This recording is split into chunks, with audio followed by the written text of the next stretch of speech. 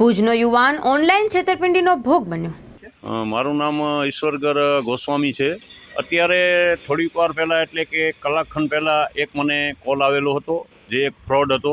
એમાં એવું કહેવામાં આવ્યું કે ભાઈ તમારા ગૂગલ પ્લેમાં કે તમારા ખાતામાં મારા શરત ચૂકથી 17,000 રૂપિયા આવી ગયેલ છે, તો પાછા મને હમણાં હાલે જરૂર છે, એટલે 5,000 રૂપિયા આ નંબર ઉપર હમણાં મૂકો અને પછી બાકીના છે એ મારા નંબર ઉપર મૂકો, તેવો એક મેસેજ પણ હતો. એટલે આપણે સ્વાભાવિક છે કે કોઈના પૈસા કચ્છી માણસ ક્યારે ખાય નહીં, એટલે મેં મારી માનવતાના હિસાબે તેવેટાણે એણે જે કીધા 2 ને 3 નંબર ઉપર એનામાં મેં 2,000 ને 1,000નું કરી અને ટ્રાન્સફર કરી આપ્યો.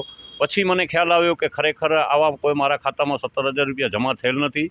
એટલે આવા સાયબર ક્રાઇમના નામે એવા અનેક કોલ આવે છે, પણ ખરેખર ગુજરાતની જે સાયબર ક્રાઇમ અત્યારે જે પણ પ્રવૃત્તિ કરી રહી છે તે સારામાં સારી પ્રવૃત્તિ છે. એના હેલ્પલાઇન નંબર છે 1930. એટલે કોઈપણ જો અરજદાર કે કોઈપણ આવી રીતે ફ્રોડનો શિકાર બને તો તાત્કાલિક ધોરણે એમના સ્ક્રીનશોટ પાડી અને સાયબર ક્રાઇમને મૂકી દેવા જોઈએ, જેથી આવા ફ્રોડ લોકોને અટકાવી શકાય કરતાં.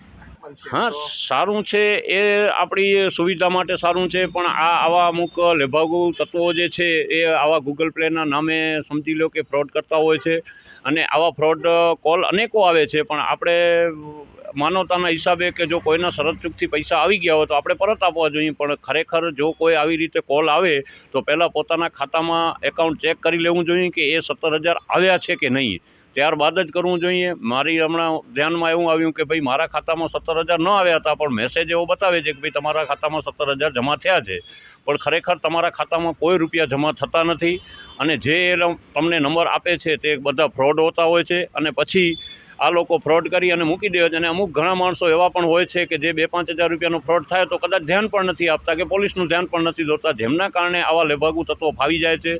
એટલે મારી હરેક પ્રજાને વિનંતી છે કે આવા ફ્રોડ કોલથી સાવધાન રહેવું જોઈએ. આ ઠીક છે, હું આજે ભોગ બન્યો છું, કાલે અન્ય કોઈ ભોગ ન બને તે હેતુથી ગુજરાત સાયબર ક્રાઇમ અત્યારે બહુ સક્રિય છે. સમજી લો કે મેં એમને કોલ કર્યો એટલે લગભગ અડધો કલાકમાં તો એ તમામ ખાતાને જે પણ ખાતામાં રૂપિયા ગયા હતા એ બધા સીઝ થઈ ગયેલા છે, એનો પણ મને મેસેજ આવી ગયો છે.